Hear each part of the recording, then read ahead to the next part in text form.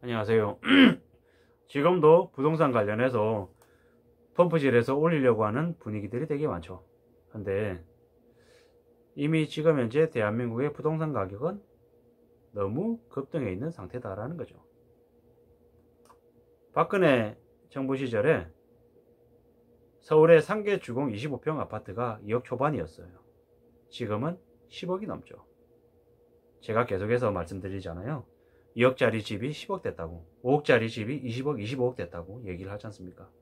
이는 지난 5년 동안 너무 많은 집값 급등이 있었다라는 거죠. 서민들이 도저히 살 수 없을 정도로 부동산의 가격이 형성이 되어 있다라는 거죠. 그래서 문재인을 문재앙이라고 얘기하잖아요. 2017년 취임 당시 100일 회견에서 더 강력한 대책을 주머니 속에 많이 넣어두고 있다. 부동산만큼은 잡겠다라고 얘기했고, 2019년에는 국민과의 대화에서 부동산 문제는 우리 정부에서 자신이 있다, 좀 장담하고 싶다라고 큰 소리를 쳤죠. 근데 지나보니 어땠습니까? 부동산 폭등 정부, 부동산 폭등의 주범이 되어버렸죠. 제 마음 같아서는 문재인 대통령을 박근혜 대통령의 수준에 준하게끔 해서 깜빵에 가두고 싶을 정도죠. 왜? 한때 민주당이 정권 20년 창출 어쩌고저쩌고 이렇게 했는데 그런 것들을 다 망가뜨린 게 사실상 문재인 대통령이지 않냐라는 생각이 들 정도인 거죠.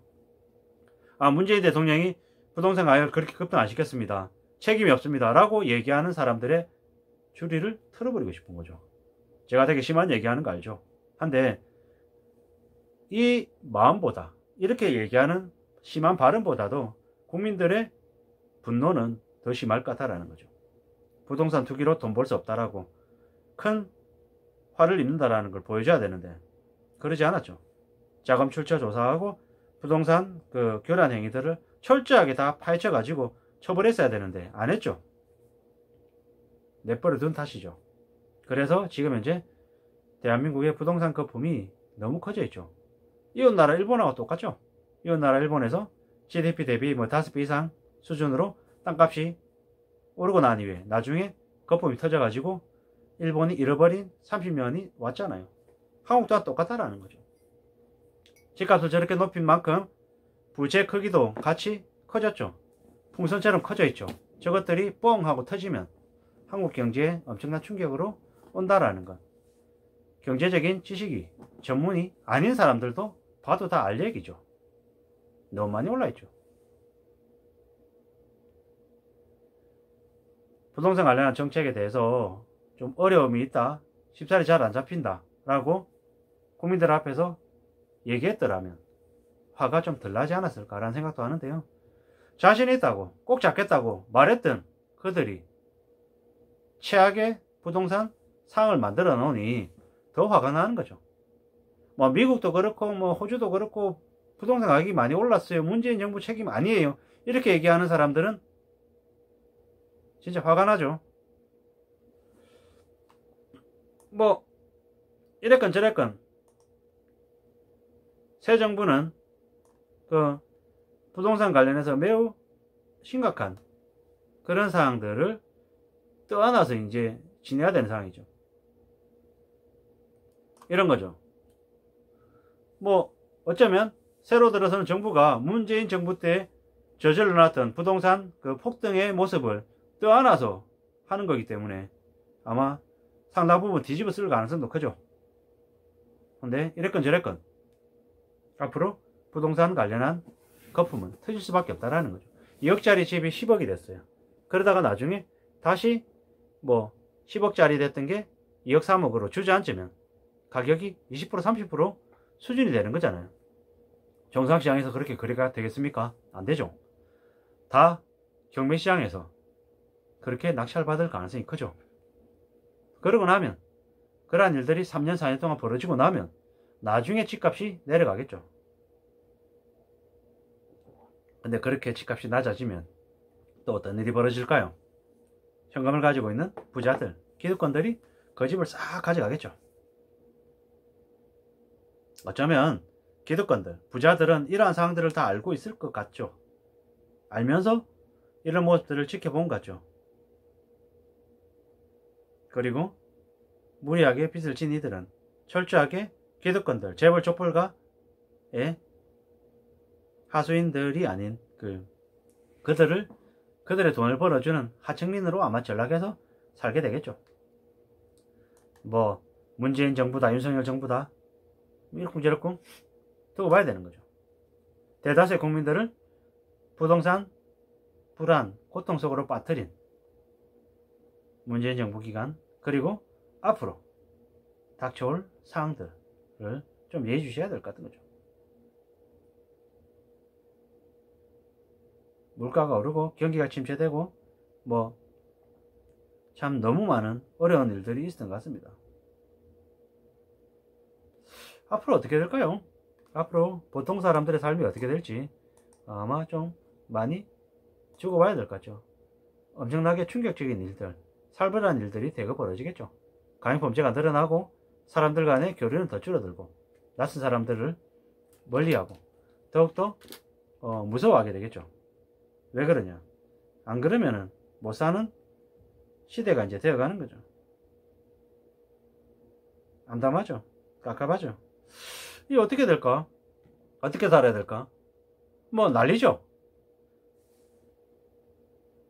시중금리 폭등할 거고, 뭐 분양시장에서 뭐 건설업체들이 신규주택으로 분양하는 것들은 계속 또 펌프질 해가지고 멋모르는 20대 30대들에게 빚내게 하고 떠넘기겠지만 전체적인 대세는 부동산 시장은 침체로 젖어들 것이고, 어느 시점이 되면 그 부동산 거품은 폭발해가지고 우리의 삶에 큰 충격으로 다가올 거죠. IMF 다시 온다고 봄이 맞다라고 얘기하죠. IMF 1997년도를 되돌아보면 저는 그 당시에 대학을 다녔었거든요. 대학을 다니던 주변에 있는 사람들이 대거 휴학을 하고 아르바이트를 하고 취직한 사람들이 취직은 했지만 그 회사에 입사 못하고 입사 대기, 무기한 대기를 받고 너무 많은 사람들이 길거리에 쏟아졌죠. 잘려가지고. 갑자기 등산 가는 사람들이 대폭 늘었죠. 양복 입고 공원을 배회하고 산을 배회하는 이들이 대거 늘어났고요. 자살하는 사람도 많았고 몰락한 사람들이 너무 많았죠. 집을 뺏기는 사람도 많았고 그냥 삶이 초토화됐었죠. 믿기 어려운 일들이 많이 벌어졌다라는 거죠. 살벌해졌죠. 겁났죠. 무서웠죠. 어떻게 되나? 나라가 망하나? 뭐 이런저런 생각들도 많이 했고요. 뭐 나중에는 뭐 금모으기 한다 어쩌고 저쩌고 했는데 그 당시에 뭐 대기업들은 더 압축되고 통폐합되고 사람들은 많이 잘려나가고 사람들의 생활 수준이 대폭 안 좋아졌죠. 그 전까지만 해도 되게 대한민국이라고 나라가 사는 게 괜찮았었는데 IMF 터지고 난 이후에 많이 어려워졌죠. 비정규직도 생기고 비정규직이라고 하는 것도 김대중 정부 시절에 처음 생겼죠. 비정규직, 회사 들어가면은 정년까지 다니는 게 아니고 중간에 잘린대. 이런 얘기들도 되게 납득하기 어려웠고 회사가 직원들을 사실은 내모는 그런 모습을 보면서 충격을 많이 받았죠. 근데 지금은 이미 개인이 회사를 안 믿죠. 언제든지 나갈 수 있고 내몰릴 수 있다는 걸 당연하다고 생각을 하죠.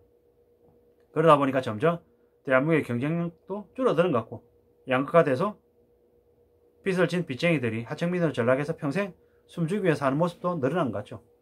이맘때 하우스포라고 해서 2012년에 무리하게 빚을 져서 몰락한 사람들이 지금도 헤어나지 못하고 있죠. IMF 때 망한 사람들이 지금도 망해 있죠. 앞으로 그렇게 망하는 사람들이 더 많아지죠. 금융노예 600만 명이라고 얘기하는데 600만 명이 많다는 얘기인 거죠. 몰락한다는, 하층민이 빚쟁이 거지가 된다는 얘기인 거죠. 그러면 우리가 한 5,500만 명쯤 되잖아요. 그 사회활동하는 인구들 따지면 한 2천만 명, 3천만 명 되나요? 뭐 주변에서 한 10명 중에 한두 명은 그냥 노예다, 노비다라고 생각하면 거의 맞는 거죠. 이렇게 힘들고 어렵고 매우 충격적인 상황을 만들어 놓은 문재인 정부에게 진짜 저주를 내리고 싶을 정도라는 거죠. 집값을 너무 많이 올렸어요. 너무 많이. 감당 못할 정도로. 문재인 정부만의 책임은 아니다라고 얘기할 수는 있겠지만 문재인의 니라고 하는 니가 대통령으로 있을 때 벌어진 일이기 때문에 아마 많은 사람들은 죽을 때까지 대한민국 역사상 부동산 가격을 4배, 5배 올린 폭등의 주범으로 문재인 대통령을 영원히 기억할 것 같습니다. 앞으로는 제발 저렇게 부동산 가격을 급등시키는 정부는 다시는 생기지 않았으면 좋겠습니다. 이게 제가 드리고 싶은 말씀입니다. 이상입니다.